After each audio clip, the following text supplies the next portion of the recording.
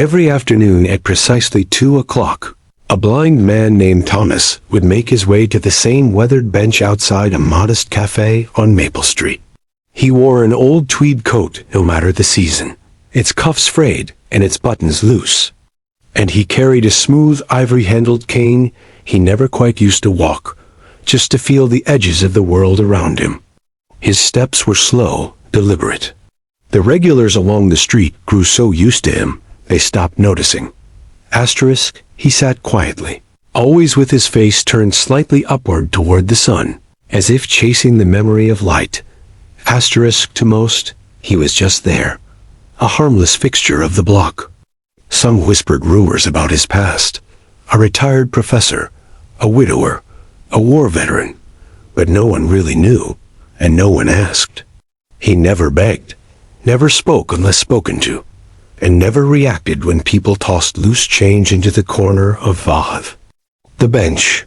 He'd just sit in silence, from 2 o'clock until the shadows lengthened, and the evening cooled. Asterisk inside the cafe behind him. A young waitress named Maddie had taken note of him early on, first with curiosity, then with concern. At 23, Maddie was barely keeping her life together. The rent on her one-bedroom apartment was 3 weeks past due. Her electricity kept threatening to vanish, and her mother's hospital bills had been piling up for months. She worked 6 days a week, double shifts when she could get them, and still barely scraped by. Asterisk, she noticed Thomas more out of instinct than intent. His presence was quiet, but grounding.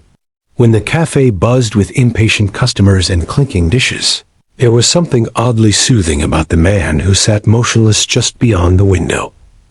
Asterisk one day, after her shift, Maddie walked outside and placed a small paper cup of water beside him. He turned his head slightly in her direction, but said nothing. She stood there for a second, unsure what to expect. Then, feeling awkward, she turned and walked away. Asterisk the next day, she did it. Again, this time with a smile, even though he couldn't see it. Still, he didn't speak. But after she left, she glanced back through the glass and saw something that made her chest tighten. The cup was gone. Not spilled, not thrown away, just gone. Asterisk encouraged, she started bringing in small things. Buttered roll wrapped in a napkin, a hot coffee on cold days, a fresh apple when she could spare it. She never said much, and neither did he. But she always made sure the items were there, placed gently, respectfully, like gifts. Asterisk some days, she'd sit beside him for a minute or two, rubbing her sore feet or just watching the cars roll by.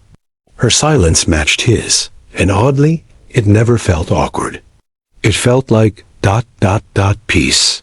Weeks passed.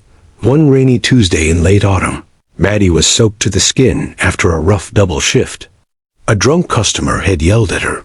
Her manager had docked her tips for being late, and she'd just learned she was facing eviction unless she came up with $700 by the end of the week.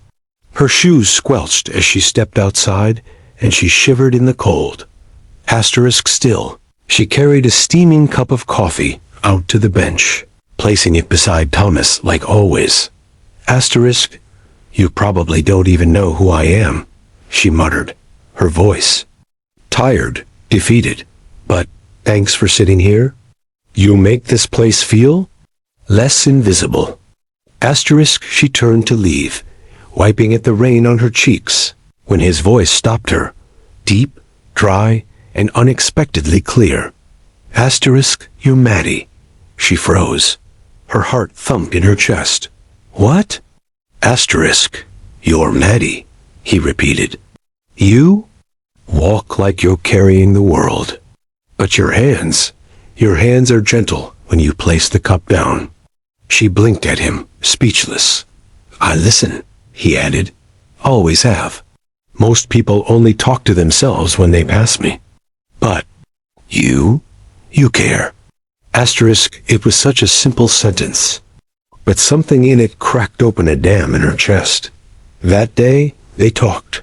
Not much, Not at first. But over the next few weeks, their connection deepened.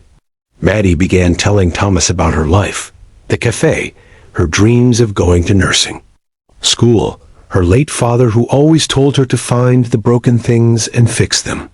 She talked about her mother's illness, about growing up poor, about the loneliness that clung to her even in crowded rooms. Thomas, in return, listened. Always listened. His quiet presence never judged, never interrupted. And though he rarely spoke about himself, Maddie never pressed. Somehow, his silence said enough. One evening, as the last of the autumn leaves tumbled onto the street and the air smelled of frost, Maddie found a folded piece of paper tucked under the cup she had left him. Inside was a note. You are not invisible. You are light. It wasn't signed, but she knew. From then on, Maddie felt different, lighter. Her steps grew quicker, her eyes brighter. She smiled more, laughed more, began believing. Maybe, just maybe, she could still build something from the mess of her life. She started applying to night classes again, even if she couldn't afford them yet. She started saving tips in a jar. Marked hope. But life, as it often does, moved cruelly fast. One Monday morning, Thomas wasn't on the bench. Nor Tuesday. Nor Wednesday. By Friday, she asked around. No one had seen him. That Saturday, a man in a sharp charcoal suit walked into the cafe, asking for Maddie by name. I'm sorry to bring this news, he said quietly. Thomas passed away in his sleep earlier this week. Maddie sat down hard, her hands trembling. It felt like a piece of the world had gone quiet again. He left something for you. The lawyer handed her an envelope. Inside was a letter, written in shaky but careful script. Dear Maddie, I was once a man surrounded by noise, but deaf to kindness. Losing my sight was the beginning of many losses, but it led me to that bench, and to you. You reminded me that presence matters. That giving even when you have nothing can heal what time cannot. I have no family, no heirs, but I have savings. And I have you. Use what I left you to pursue your dreams. Help others. Heal them the way you helped me. With endless gratitude, Thomas. Beneath the letter was a certified check. The amount made her gasp, enough to cover her debt, her school tuition, and then some. She walked outside that afternoon and sat alone on the bench. She placed a cup of coffee beside her, out of habit. The sun broke through the clouds and touched her face, and she tilted her head upward. A few days later, a new brass plaque was mounted onto the bench. People paused to read it. Some even smiled. He listened. She saw. Together, they healed. And though the bench often sat empty, it never felt lonely again. And Maddie, now in nursing school, working part-time at a hospital, made sure of that. Every day she passed it, she paused. Sometimes to sit, sometimes to think. But always to remember.